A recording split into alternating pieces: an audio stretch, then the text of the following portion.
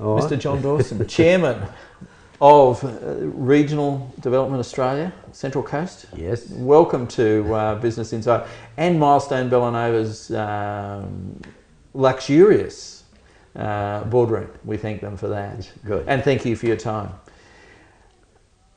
RDA has risen quite quickly, I think, on the Central Coast. Well, in the plans and schemes of national development around Australia, but we've had some successes here. If you look back, John, and you've been chairman from the very start, I think. Yes, that's right. Are there moments that you look back and say, yeah, that was a cool moment, that was a defining strategy for RDA? Oh, sure. I don't know that anything is new, but we were an organisation created with no money and no power, and yet the charter to advise all governments on priorities for the Central Coast across the areas of economic, environmental and social inclusion, and I think we've managed to deliver on that.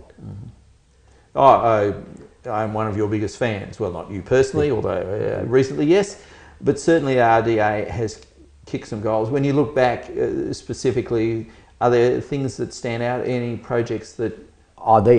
Yes, there's no doubt about that. The fact that we were able to bring together the business community, the two councils, and all levels of government and other stakeholders in the NBNCO submission, I think was a turning point.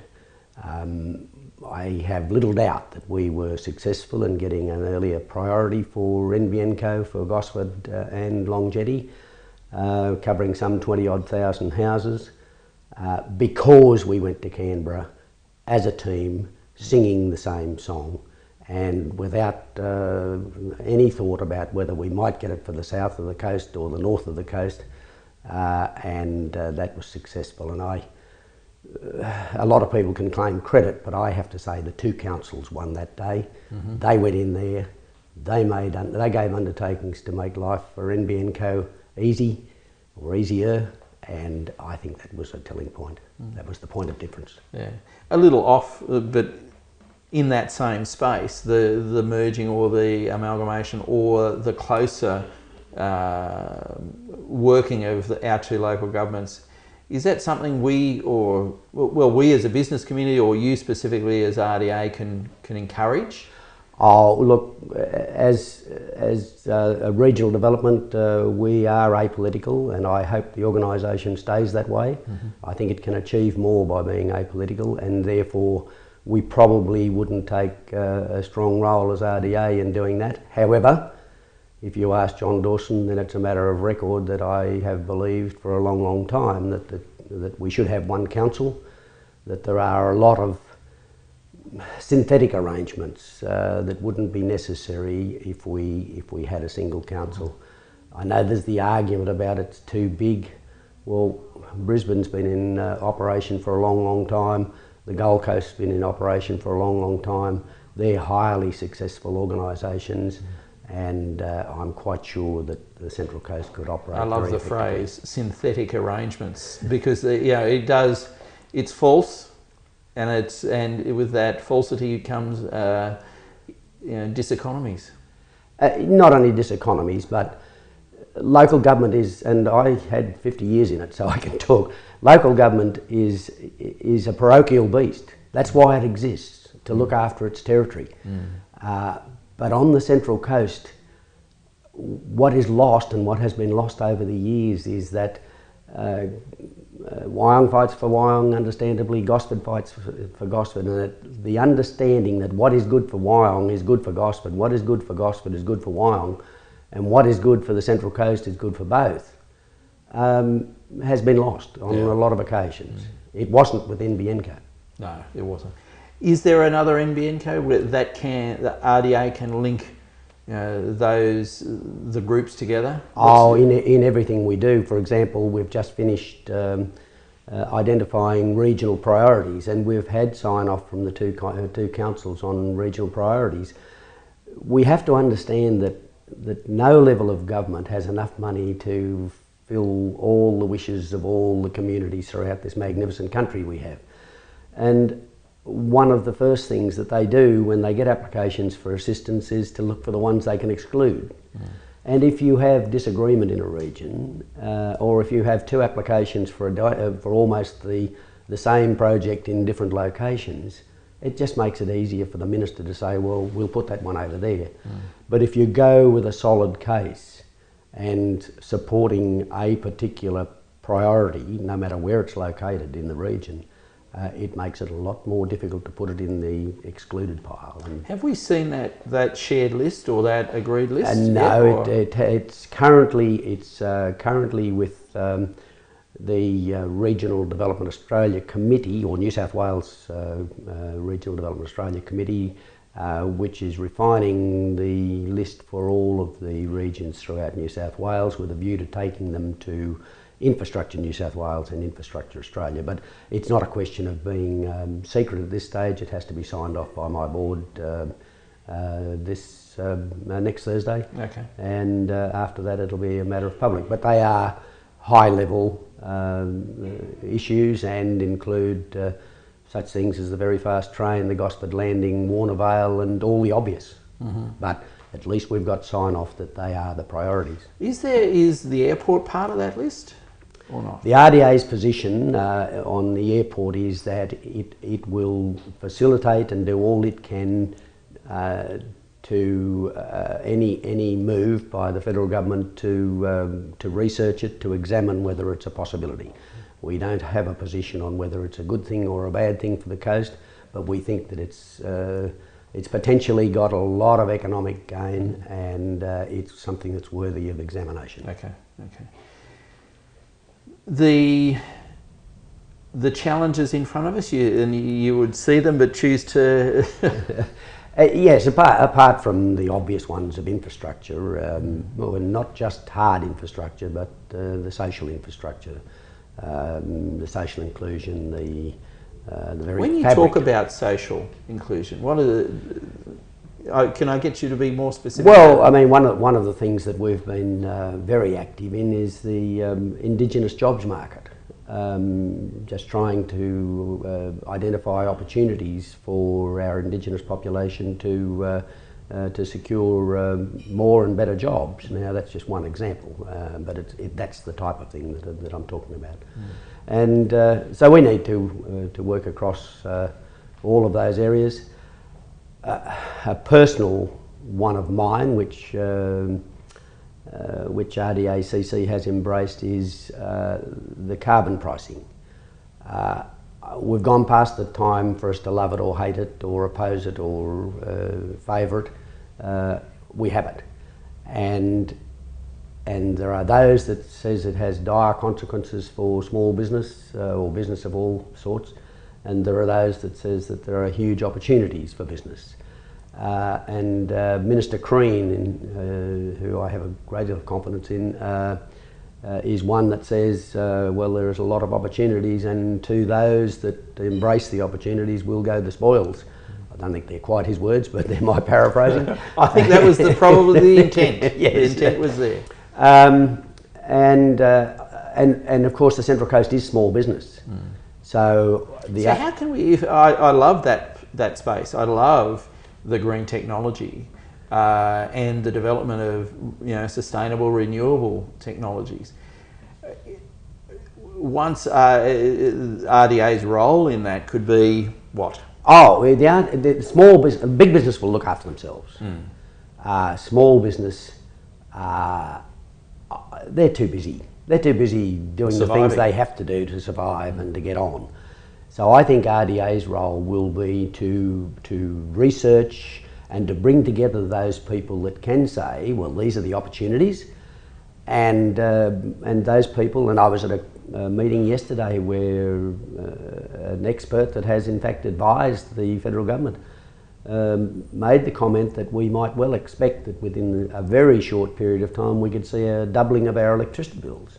Now, that may not all be because, well, certainly not all because of carbon pricing, but some of it is.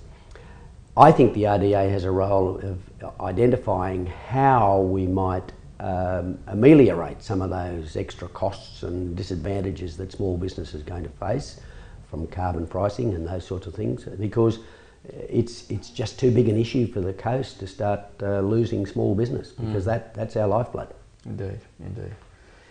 If we that green space, the opportunity to build clusters or whatever, it may well fall to Enterprise Connect or the continuing work there. Yeah. The next 12 months, when do you retire? 31st of December. Okay, I've just dated that, so all of a sudden this has got to go very quickly. Are you in your confidential handover to the new chairman, who hasn't been necessarily identified yet, I don't think? Not officially. What are you going to tell him or her to do? Well, we have a very good strategic plan, which has been refined down into a business plan. So I guess one of the reasons for my not seeking reappointment was that I've been on the coast now almost 40 years. I've had I think I can say a fairly significant influence on the coast and its direction, and I've certainly been involved in regionalism for a long time, and it's time that there was some fresh thinking brought to bear. So I won't be trying to force any particular ideas on the incoming board or chair. It's fair to say that 9 board positions are up for reconsideration as well. So it'll be, I know for sure we've just lost our executive officer. I'll be going, the deputy chair is going, so there'll be some changes. But look, apart from the carbon pricing, I think it's to build on this, continuing to have the two councils and the governments, the other levels of government, work closely together to adopt common priorities, to talk with a single voice, to think Central Coast, to think the region rather than the smaller area that they might represent. There are projects and activities in the pipeline. Which ones of those stick out that we'll see coming to fruition in the next 12 months, do you think? Oh, one of them that we succeeded with joint effort, was the SEGRA conference, which is going to be next November, I think. It will bring 300 odd people to the coast, and it's not just the direct business activity that's generated from that, but that's 300 people from around this country and overseas that will be exposed to the Central Coast and its great pleasures. We're strongly supportive of the bid for the Central Coast Bears. Whether that can get a Guernsey or not in the foreseeable future is yet to be determined, but it's important. There are moves afoot to encourage other sporting activities on the coast, not just as an internal teams, but to bring teams here in competition. And we now have some first-class facilities. Mingara, the track at Mingara, the swimming pool there, the stadium. We have some excellent facilities. That sporting area has was part of a focus on the coast for RDA not so long ago. Yes. And that was about bringing all the facilities together and almost preparing a strategic plan on how that can be integrated into tourism. Is that a priority with you guys? Oh yes, it's a very strong one. I mean, sporting tourism, for want of a better word, is big, and it usually comes with a lot of dollars, and it gives us great exposure. Both councils have very good plans for future sporting facilities to build on what already exists, and hopefully one way down the track we'll be able to get some money to do that. And I guess that's the other big thing that we have to do. We have to be stronger and smarter in our submissions to the federal government to get more of this Regional Development Australia Fund. We got 900,000 last time. A lot of regions missed out totally, but we got 900,000. But a lot of other regions got 10 million. We want to get up there in the 10 million bracket because that fund could go on for another 4 or 5 years, and we could get some very serious infrastructure out of that.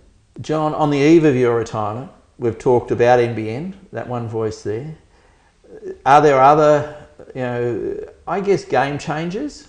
that you look back on? Yes, there are. I certainly wouldn't claim credit for it, and nor would RDACC, but one of the really good things that's happened to the coast in recent years is the Central Coast Mariners. I'm not particularly a fan of the game, although I've grown to like it, but the Mariners have done more in a few short years to identify the Central Coast than all the hundreds of thousands of dollars that have been spent in that effort in years prior to that. And I have to say, we need to hang on to the Mariners. We need for them to succeed, because again, what's good for the Mariners is good for the Central Coast. And with that need, it can be fulfilled with commercial relationships, with sponsorship, or with commercial relationships, just with us going along to the games and becoming members and all sorts of things. I'm sure the Mariners could talk about that a lot better than I can. Well, we're waiting for an interview there, indeed. But I just think they are such a good voice in identifying. Why do you think that has? Does it touch the total village of the Central Coast, do you think? Well, it's done that, but it's identified us externally. If you listen to any of the major news outlets, anything bad happens in the Lake Macquarie, it's the Central Coast, or even up as far as Taree and Kempsey, it's the Central Coast. People don't make that mistake with the Gold Coast. And people talk about the Gold Coast. They don't talk about the suburbs that make up the Gold Coast. Here we talk about Gosford, and we talk about Wyong, or we talk about Ettalong, or wherever. And again, I just get back to this, the benefits of being a region as opposed to benefits of being numerous small hamlets. I've lived here for 40 years because of the lifestyle. I could have moved on any number of times, but the lifestyle is second to none. But we have to move along with it. I loved what I had when I came here, but I've recognised that we can't keep that. We've got to move forward. Things like Gosford Landing, as long as it embraces the whole of Man Street, it's something that's got to happen. Warnervale's got to happen in the interest of the people of the north. I know there are downsides to all of these things, but there are huge upsides. And I believe the Mariners is one of those better upsides that we've had. And they've been a good side. And they've been successful. Indeed. You've got to a point. Indeed. Look at their successes over 4 or 5 years. I mean, okay, they mightn't have brought home the big gong, but by gee, they've challenged for it 3 or 4 times. And they've fought. As we need to fight as a region. We do. Indeed. We do. If we could well take a lift out of their book. Indeed. And thank you again. Thank you. Okay.